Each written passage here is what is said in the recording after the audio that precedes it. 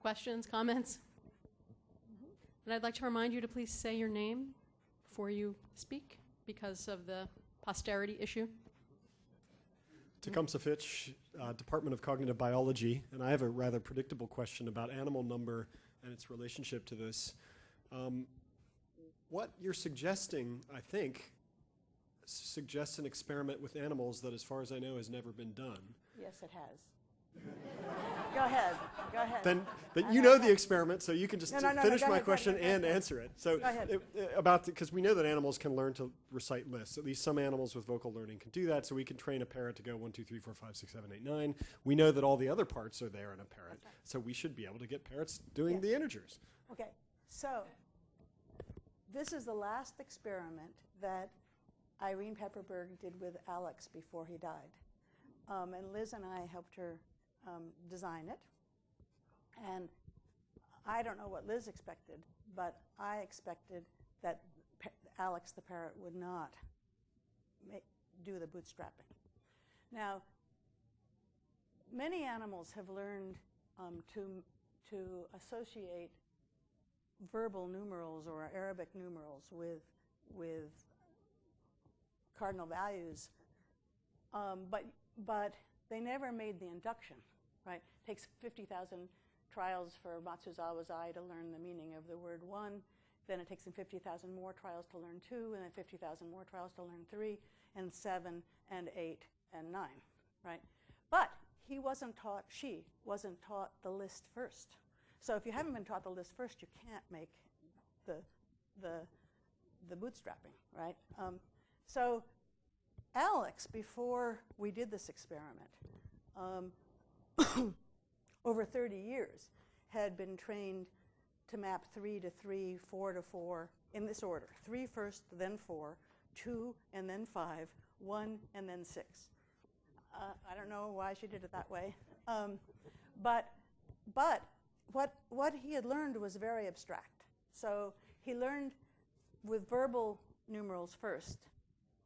And you could give him a set of 5 corks and 3 keys and ask how many corks, and he'd say 5. Or what color 5, if there's 5 green things and 6 something else, and he would say green. She then had taught him Arabic numerals, 1, 2, 3. Oh, he also, and she taught him to label them, to call 1, 1, and to call 2, 2, and 3, 3. And without any training to actually map Arabic numerals to set sizes, he could answer the question, which color bigger? When shown a red 2 and a green 3, right? He would say green, right? I mean, this is already remarkable just in terms of the language skills here. I mean, obviously there's no syntax, but the lexical semantics is quite amazing. Okay, so with all that in place, that took 30 years, right? So you couldn't just go do this experiment easily. But with all that in place, we could teach him to label the Arabic numerals 7 and 8, 7 and 8. And we could teach him 7 is more than 6, and 8 is more than 7, without ever connecting either of them to a cardinal set. And the question is, would he infer, this is, of course, not a deductively valid inference, but neither is the one that children make, right? All we've taught him is that 7 is more than 6. It could be 100. And 8 is more than 7. It could be 1,000, right? But would he nonetheless make the same induction, that these are related by +1, just like all his other numbers were? The answer is yes. The very first time we showed him a set of 7 and said, you know, how many cork? He said 7. The very first time he was shown a set of 8 and asked how many keys, he said 7, oops, 8. And he then did it more than chance, and he was perfect in comprehension. He never confused 7 and 8 with 6 each other or 9 and 10, right? So, yeah, I mean, We don't know. We don't know. She has. I mean, he died, right? So we have enough. We have enough. I mean, all of the studies that we would have wanted to do, right? So we have enough data to support the conclusions I just told you. She has informal evidence, but I never saw it in a way that I found, really properly quantified. That it took him much longer to come up with 6 than 1, 2, 3, and 4. It was like he was subitizing and then going into counting, to a counting routine. But I don't. She just says that. I don't see any numbers or serious experiments. So I don't know how he was doing it, but that he made the induction that kids do, that's the bootstrapping, he did. And that's surprising. Why on earth does he have that capacity, right? I mean, when would he ever use it? But anyway, I did not predict that result, but it's very clear. Is that published? It's under 8th review at Cognition. It's accepted pending. I'm happy to send it to you. It's accepted pending some final revisions.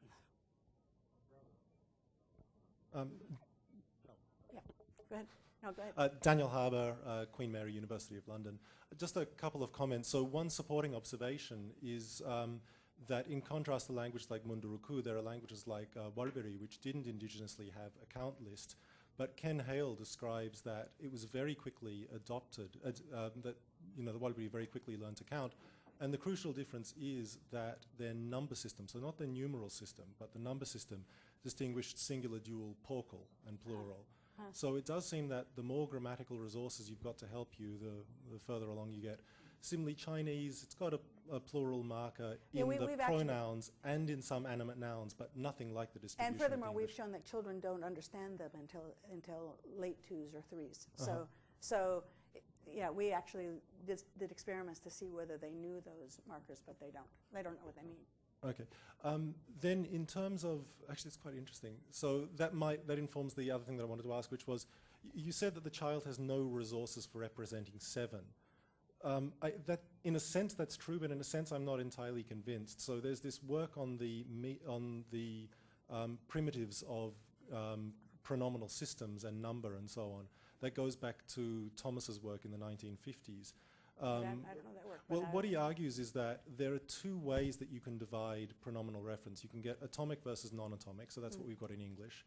And then you've also got minimal versus non-minimal. And the crucial difference is in how you talk about you and me in languages that have a special form for it. Right. So languages that make a minimal, non-minimal difference, you, me is one thing special, and then you, me, and everybody else is different. In an atomic, non-atomic system, it's you and me, and others. It's all the same. They're all non-singular. So the thing is, you can use those primitives to build up the traditional number categories, singular, dual, plural, and so on. And if you keep on recursing one of them, then you can generate the numerals. Well, you can look. The child has the logical resources to generate the numerals. Clearly, I mean, But the question is, how do they get harnessed to that? You could do it, but you don't. You don't do it that way. I mean, I assume they don't have a word that means a pronoun that means you, me, and precisely 5 others. All right. No, that's right. So right. So no, but it looks like you've got to take these. So it is precisely a harnessing question. You take these primitives, and you can't do this within the pronominal system. It's like you've got to take them out into another system that can just perform recursive syntax on them, and then you harness them there. Sure. But you can do it with second-order logic and one-to-one correspondence that they have as well. You can do it with, they understand within parallel individuation that if you've got a set of 2 and you add another one, you end up with a set of 3. So that's an implicit understanding of the successor function too, right? But the question is, I mean, I actually heard a talk. It might have even been by you. I think it might have been. Right. Showing how you could get the integers out of that system. But I don't believe for a second that's how they get them, right? The question is, I mean, you can get them, as Frege showed, from one-to-one correspondence and second-order logic too, right? But the point is, and it's a really clever, derivation to show how you can get them from those resources. But I find it as unlikely as an actual description of how you get them, how they actually do get them, as that they go through the steps of Frege's proof. But Frege's proof doesn't buy... Okay, last comment, because I should pass on. But Frege's proof doesn't buy you the 1 knowing, 2 knowing, and 3 knowing stage, No, I know whereas the derivation true. I was just talking about exactly does. So it strikes me as a non-trivial result. Yeah, no, I agree. I was very interested in... Okay, so we should maybe fight about what actually would count as evidence. What would count as evidence, exactly. To be continued over wine and cheese. That part. Yeah.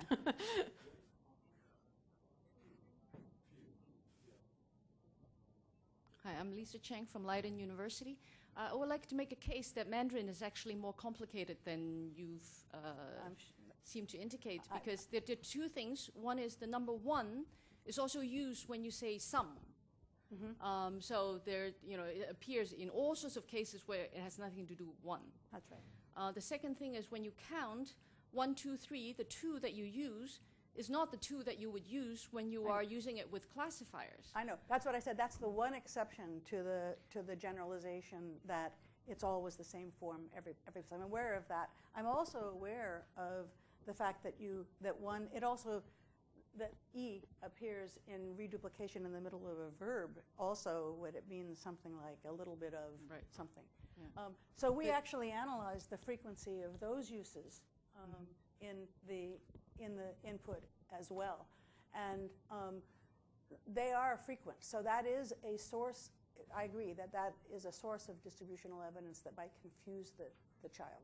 Right, and there's another, you mentioned something about the quantifiers, that the quantifiers are sort of, the system is different from Japanese in the sense that they appear with classifiers, but that's not the case for all quantifiers. No, of so course. The symmetry is not there. No, right? it's not the case for all, but they're not in all contexts in English where a numeral appears. Not all quantifiers appear either.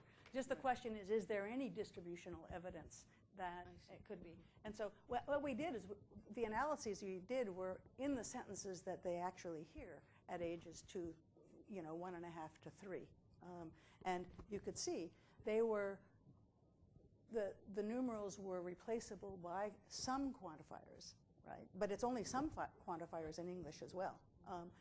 Absolutely as frequently in Chinese as in English. So I mean, look, there's a point on this. I'm aware of the point that you're making here about ways in which the evidence is misleading. But there's another explanation for this difference, which isn't the deep one that I think is probably really doing the work, which is just the classifier system is very complicated. The child doesn't know what classifiers mean until age 5 or 6, right? And there's 30 different classifiers that are used frequently in the speech that the child hears. So just for that reason alone, it might be harder to figure out what the numerals mean, because they don't know what the classifiers are doing. And even though they don't take wildly different forms, they do bind with different classifiers. I hope that's not all it is, right? Because I think that the analysis that led to Sarnecka looking at this in the first place and us replicating is that there's something actually much more systematic going on here about number marking. It's right there. It's not quite true that English always imposes a singular plural differentiation. Within compounds, it's impossible to have a plural in English. So you get an undifferentiated form in a context that's fairly common. Like, for example? A rat catcher. But rat catchers is pluralized. How many rat catchers are there? No, but rat is not. I know, of course, yeah. But No, but if you take D-verbal compounds, there's no exception. On the Chinese side, although I don't know much Chinese, I'm told that there's a classifier in at least some Chinese that's specific to plurality. Now, if that's true, that's very curious from the perspective you're taking. Also, I know that in some Chinese, there's classifier reduplication, which expresses universal quantification. So there's some link between classifiers and plurality that's there, and that makes it a little harder to understand. Well, the question is, when do children understand? Yes, sure. And I don't know. I mean, I don't know the evidence. I know that we've done work in our lab. Oh, sorry. Okay. Yeah. So it's back on, the noise. We've done work finding out when do children, I mean, Chinese has a kind of mass count distinction. So it has measure classifiers that are used actually at a different syntactic context that, than shape classifiers or other kinds of classifiers. But children don't work that out till they're age 6, right? So the language has resources that could help, but they can only help if the children know them. Whereas children know the facts about count mass marking in English by the time they're 2.5, and a lot of it before they're 2. So the language might have more resources that could help, but it's not going to help if the kids don't know it. I very much doubt that they would know the plural classifier, given they know nothing about classifiers. Well, one different kind of remark. The whole discussion rests on, I mean, follows the assumption that 1 and 2 and 3 and 4 are basically the same thing with just different values, right? I mean, they're number names, and they represent different stuff. But I've argued in recent work, following work by Chef Barbiers, that there's no such thing as an integer 1. That 1 in English is not an integer. It's simply, not simply, but it equals the indefinite article, which, of course, you mentioned. Yeah. And that when we have what we think of as an integer 1, what we really have is the indefinite article accompanied by an intensifier like single, which happens not to be pronounced. Now, although I haven't been able to do it, if that's at all on the right track, the question is something like that true of 2? And there, the obvious direction to look, I think, is in coordination, which you didn't say anything about. But coordination is rather important for all this, because coordination is the successor function. And you know, English has this very... So what's the reflection of coordination in language? What do you mean by coordination in this context? I just mean John and Bill. Oh, John and Bill. And English has this very curious fact that it has something, a morpheme that appears in coordination that's extremely close to the number 2, namely both. They don't, both is the quantifier that they learn in Dave Barner's studies where I was showing you the correlations. Both and most they learn much later than other quantifiers. They don't know both at this age either. But I like the idea that what's really striking is that kids are 1 knowers for often as long as 9 months. Okay, that shows that it has no, they have, it doesn't help them learn to, right?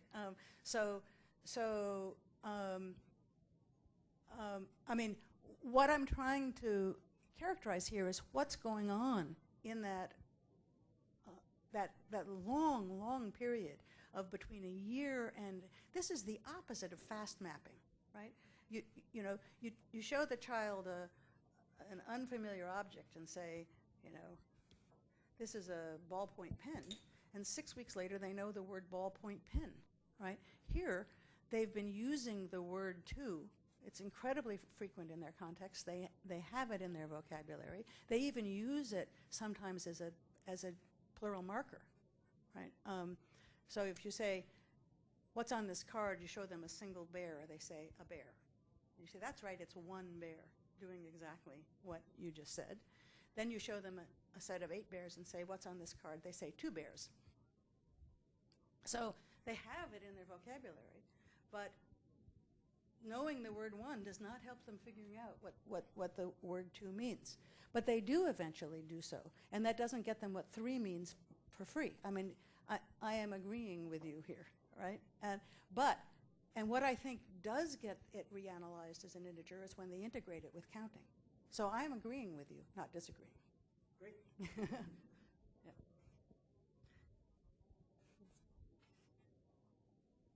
Now I'm going to go to Liz first.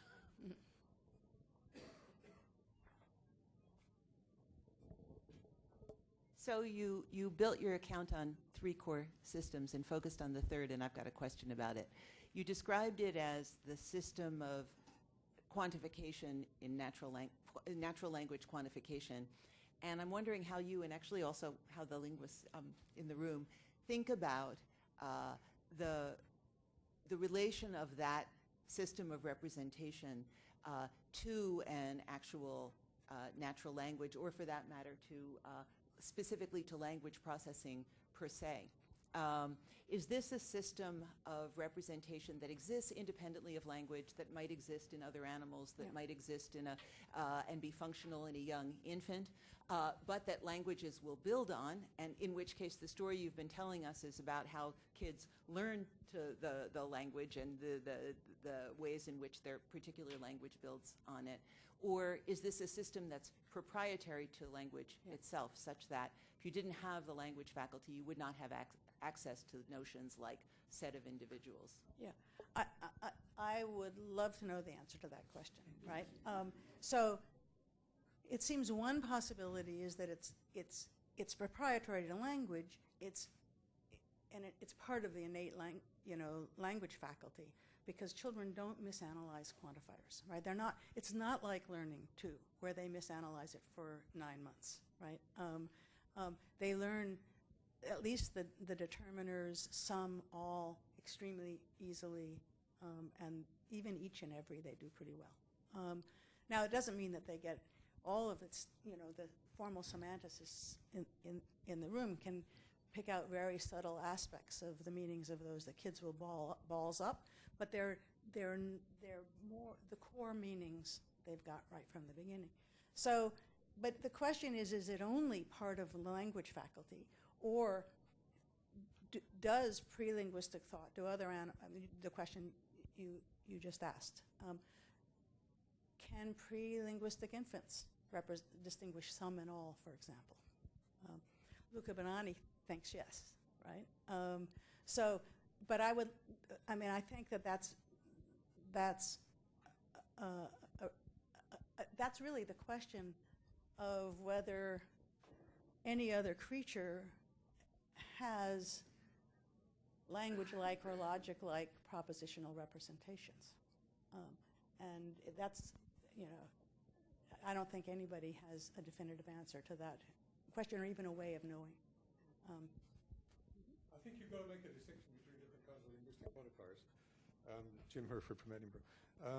So some and all are pretty advanced quantifiers. Many is much closer to the numerals. Were you saying in your answer to the previous question then there could be a child who's an all knower or a some knower who's not maybe a 2 or 3 knower? No. Oh yes, there definitely. So yes. a kid could be a some knower, but not a 2 knower. Absolutely. Uh-huh. In fact, in our work on singular plural distinctions in some as opposed to all. Yeah. Well, yes, some as opposed to all. Yeah, but and furthermore, is so much more they get a lot of, they have the adult meaning, so they will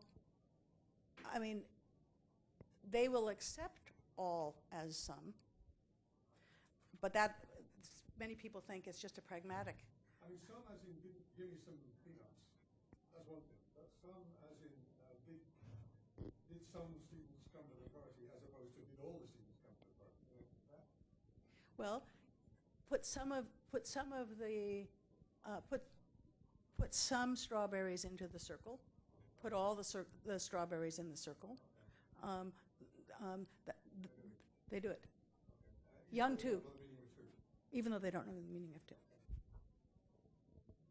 In fact, they treat two at that age as if it meant some. So they won't put one in, right? And they don't put all of them in. Okay. I think maybe these are the last two questions. Okay, William Snyder, University of Connecticut. Susan, wanted to mention, you mentioned Kierkegaard's work suggesting that nouns have a different type of denotation in Mandarin than in English. There are additional points of cross-linguistic variation that could be relevant. So I'm thinking especially of Zygmunt Beck's work on cross-linguistic variation in comparative constructions. So, for example, the fact that in English we can say John read more books than Mary read magazines. Many languages don't allow that. Also, preschool children acquiring English are, 3-year-olds are pretty poor at this, even if you use numbers like 1 to 3, and it seems to be some kind of conceptual. So I'm thinking of Snyder, Wexler, and Doss. What is a sentence with 1 to 3? How did that work with 1 to? Oh, you mean 1 to 3 magazines? Yeah. So they can. So they can do things like John has more magazines than Mary. John has more magazines than books, but not John has more magazines than Mary has books. And many languages are like this too, actually. So I in some old work of mine with Ken Wexler, and Dolan Doss, we looked at Japanese versus preschool English and found a number of interesting parallels. One concerns subequitives. So in Japanese, even though you can't do the counterpart to John has more books than, or John read more books than Mary read magazines, you can do John read as many books as Mary read magazines. And preschool children acquiring English are also fine on that. Cool. Yeah. So there are a number of Beck et al. Have talked about languages differing in whether they. One point is whether they allow a trace of a quantifier to range over things like degree and number. Also, whether they allow an overt specification of degree or number. As a specifier in the adjective phrase or noun phrase. And so those things may also be relevant points of cross-linguistic variation. Just wanted to mention. So the question is, in these studies, the preschoolers that you're studying are 3-year-olds and 4-year-olds. So do you know whether they actually know what 3 means yet, or 4 means? Well, it depends on how you define. There are a lot of dimensions to that. So yes, we did pre-test them in various ways on numbers 1 to 3, but using give a number or one of those kinds of tasks. I mean, they can count, but that doesn't mean they know what they mean. Yeah, so actually using true-false. So this was truth-value judgment task. Yeah. So John has 3 books. John has 2 books. True or false, basically. Yeah. I mean, obviously, there's much more to learn about quantifier constructions in each of these languages, and it's going to unfold for a long time. And there's very interesting relations between those and number. But it seems like since this is developing after the action that I'm interested in here, it depends upon it rather than informs it maybe. Right. I mean, it's the right realm of hypothesis is for what I'm, and I've just told you more than I know about the linguistics, right? Yes, Anna Maria Di Sciullo. I would just like to know whether you think that complex numeral come out of small numbers, right? You mean because 201, 1201, where you see that recursion is a property of these complex numerals. Right. And I think and quantifiers that's right. do not recur. No, absolutely. I mean, so I think that those are there's a position that you are taking. It seems no, it's not. that I'm not taking that position. That there's 1, 2, 3, I'm not taking that position. Let me answer the question. Okay. Because so I believe that that complex numerals actually make use of